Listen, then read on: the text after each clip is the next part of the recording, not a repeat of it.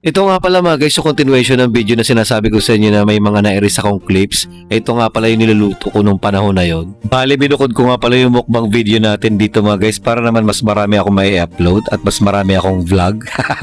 Mindset ba? Anyway, napakabagay nga pa rin sa panahon natin ngayon itong mga upload kong video siguro kasi nga ang dami bagyong mga naka-schedule na pupunta sa Pilipinas or magaganap sa Pilipinas, no? Relate ba kayo?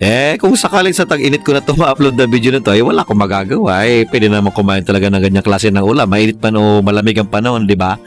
Ano ka ba? At eto nga, gusto ko sana dyan mag-microphone sa pagkakain nga o pagbumukbang ng video natin dyan mga guys. Kaso nga lang, tinamad ang Jack Sparrow dahil nakikinig ako nga ng mga horror stories sa YT. Grabe talaga, nakaka-addict talaga makinig sa mga ganong klase mga story ba?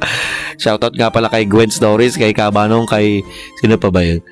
Yung mga pinapanood ko kay Lola Telang, yun.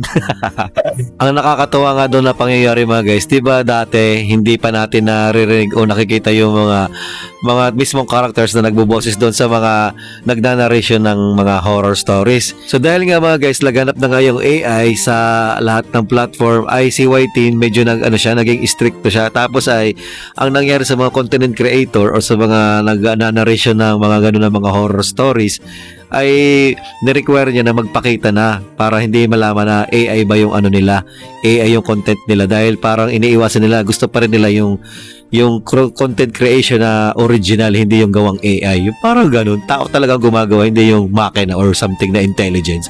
What? At dahil nga sa pangyayari na yun mga guys, tuwang-tuwa ang Jack Sparrow dahil nga naman na-feed yung curiosity niya as in. Sobrang excitement ni Jack Sparrow to mga panahon na yun. Kasi nga mga guys, napilitan na yung mga content creators na mga horror stories na magpakita na sa vlog or sa camera. Kaya naman talagang tuwang-tuwa ang Jack Sparrow at hindi na nga siya nagtataka kung sino yung mga boses behind sa mga characters na pinapakita nila or pinapalabas nila doon sa mga horror stories na ina-upload nila. Kaya grabe ang tuwa ko doon. As in, bading ang puta ragis. Kaya naman mga guys, tuwan-tuwa dyan si Jack Sparrow nung na-reveal na nga yung mga face ng mga nagboboses doon sa mga characters na yun mga guys. At talaga nga namang natutuwa ang Jack Sparrow. Sabi ko, wow, siya pala yun. Sabi ko, Nax, ang galing niya. Ay wow, nakakatawa naman siya at nakakabilib talaga as in, promise. Kung katulad ko kayo na addict din sa mga horror stories sa YouTube na mga kulam-kulam at kung ano-ano pang klase ng mga horror stories doon, ay talaga nga namang nakakatuwa yung pangyayari niya ng mga nag-face reveal na yung iba. Tsaka sila Miss Clark din pala mga guys, magaling din yung mag-asawa si Sir J tsaka si Miss Clark.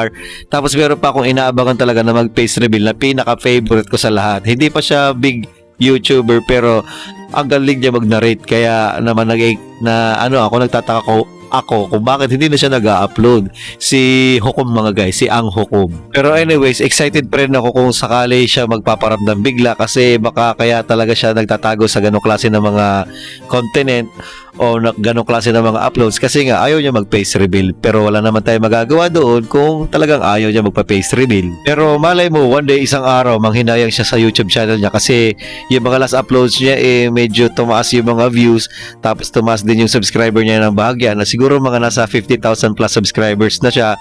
Hinihintay ko nga mag-upload na siya para nga naman makita ko na yung face reveal ng dalawang mag-asawa sila. Ang galing kasi nila mag-voice over flowers mga guys na mga narration vlog na mga horror in particular. Kaya naman mga guys, hanggang dito lang ating mukbang video na may konting kwento. Bye!